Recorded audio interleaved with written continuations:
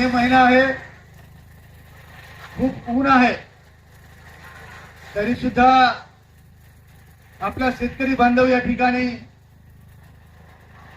आपल्या जमिनीच्या लढ्यासाठी या ठिकाणी उपस्थित आहे।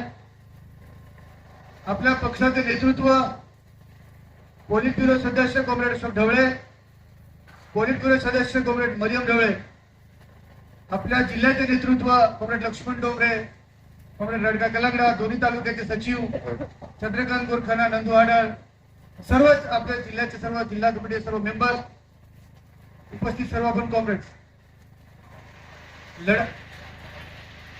सॉरी आपल्या पक्षाचे जिल्ह्याचे सचिव खरं म्हणजे नाव घ्यायला विसरलो, माफ करा, कॉम्रेड किरण गहला आपलं लढाऊ नेतृत्व आहे। खूप अटीतटीची लढाई आपली आहे, कारण प्रत्येक भाषणामध्ये हा उल्लेख होतोय की शहरीकरण फार झपाट्याने वाढत आहे। पूर्वी आपण मुंबईला जाताना पाहिलं तर सफाळे आणि केळवा या भागामध्ये इमारती नव्हत्या, जागा सर्व आपल्याला मोकाट दिसत होती। आता आपण जर मुंबईच्या दिशेने कधी रेल्वेने गेलो तर रेल्वेच्या दोन्ही बाजूने अशा उंच उंच इमारती झालेल्या आहेत। आपल्या डहाणूकडे येत आहे, वाढवण बंदर आहे, जमीन वाचवणे आज आपल्या समोरची खूप मोठी लढाई आहे। आणि म्हणून जानेवारी महिन्यामध्ये आपण 19 आणि 20 तारखेला चारोटीवर निघालो, आपण सर्व त्याच्यामध्ये होतात। आपण मोर्चाचा उद्देश काय होता पायी मोर्चाचा, की गेल्या अनेक वर्षापासून 1945 पर्यंत जाऊ आपण, गोदावरी परुळेकर, शामराव परुळेकर त्यावेळेसचे आपले सर्व कार्यकर्ते, एकनिष्ठ कार्यकर्ते, कोणत्याही अमिषाला बळी न पडणारे कार्यकर्ते, असे त्या कार्यकर्त्यांची फळी होती। ते कार्यकर्ते लढले, लढत लढत आले, लढले लढले लढले, आंदोलने गेली, बरेचसे जमिनीचे मुद्दे आपण सोडवले, तरी सुद्धा अजून अनेक मुद्दे जमिनीचे पेंडिंग आहेत, प्रलंबित आहेत। आणि म्हणून जिल्हा कमिटीमध्ये चर्चा झाली आणि आम्ही ठरवलं जिल्हा कमिटीमध्ये का एकदाची आर या पार लढाई आपल्याला घ्यावी लागेल।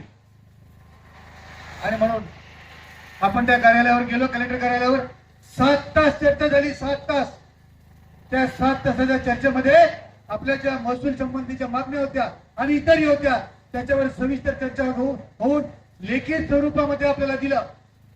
ते लिखित दिलेलं ते त्या जीवन मार्ग मध्ये सुधारलेलं आपण जीवन मार्ग मध्ये दिलेला आहे।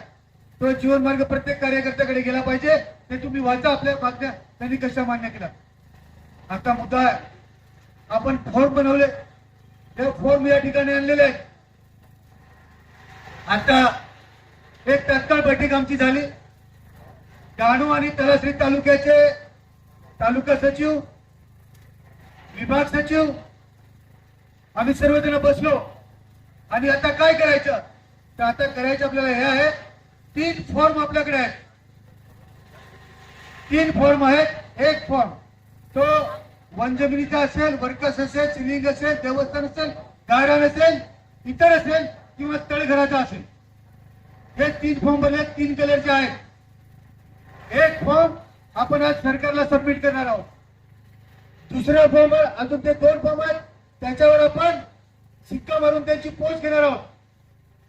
आणि तो फॉर्म कोणता, तो एक फॉर्म पक्षाच्या जिल्हा कमिटीकडे आणि एक फॉर्म जो वनपट्टा धारक आहे, तळघराच्या जमिनीचा धारक आहे, वर्ग जमिनीचा धारक आहे, जो पण आहे त्याच्या हातामध्ये एक तो फॉर्म सही शिकायचा येईल। तो सही शिकायचा फॉर्म लेमिनेशन करून ठेवा। त्या फॉर्मवर जी आपण जमीन नोंदवलेली आहे तेवढ्या क्षेत्राचा 7/12 जोपर्यंत मिळत नाही तोपर्यंत संघर्ष लढा आपला चालू राहील। आणि म्हणून त्याला लेमिनेशन करून ठेवा। आपण पालघरच्या कलेक्टर कार्यालयावर गेलो, परंतु आज फॉर्म सबमिट केल्यानंतर आपण सरकारला सांगणार आहोत की हे तुम्ही कलेक्टरकडे पाठवा आणि कलेक्टर कडून त्या तालुक्यात गेला पाहिजे। तलासरी तालुक्याचा फॉर्म असेल तर तलासरी तालुक्याच्या तहसीलकडे गेला पाहिजे, तो तहसील तिथल्या वनपट्टाधारक असेल तर फॉरेस्टकडे गेला पाहिजे, तहसीलचा दुसरा फॉर्म असेल तो तलाठी कार्यालयात गेला पाहिजे आणि मग तो माझा फॉर्म मी तलाठी कार्यालयात घेऊन जाणार। माझी ही जमीन वर्ग जमीन आहे, सरकारी जागा आहे, देवस्थान आहे, गायरान आहे, माझ्याकडे 3 एकर जागा आहे, हा फॉर्म आहे, त्याच्यावर माझ्या सही शिक्का आहे, तुझ्या कार्यालयात आला की नाही मला दाखव. बरोबर आहे ना? तलाठी कार्यालयात आला की नाही हा माझा फॉर्म तुझ्याकडे आला की नाही, तर आला तर मग माझ्या जमिनीवर ये आणि माझ्या जमिनीची मोजणी करून 7 बाराला नोंद करून दे. ही आपली भूमिका राहणार आहे. आणि म्हणून तुमचा आभार तर मानण्यास धन्यवाद पण देईन, कारण एवढ्या उन्हामध्ये पक्षाने हाक दिली, त्या हाकेला तुम्ही आलेला आहात. कारण पक्षाने हाक दिली आणि तुम्ही आला म्हणजे पक्षावर मेहरबानी नाही आहे. आपला फॉर्म जमिनीचा आहे तो घेऊन आपण आलेलो आहोत. म्हणून जेव्हा जेव्हा पक्ष हाक देईल तेव्हा तेव्हा आपण आलो पाहिजे. आणि म्हणून आता शिष्टमंडळ जाईल. शिष्टमंडळ सर्व अधिकारी बोलवलेले आहेत, सर्व खात्याचे अधिकारी बोलवलेले आहेत. या अधिकाऱ्यांबरोबर चर्चा होईल. त्याच्यानंतर शिष्टमंडळ आल्यानंतर पुन्हा आपल्या समोर एक 10-15 मिनिटात जे काही शिष्टमंडळामध्ये चर्चा झाली ते आपल्या समोर ठेवण्यात येईल. आणि त्याच्यानंतर मग आंदोलनाची पुढची भूमिका काय असेल ते आपल्या जिल्ह्याचे सचिव आपल्या समोर ते सांगतील. कॉम्रेड किरण गाला. धन्यवाद. इन्क्लाब जिंदाबाद.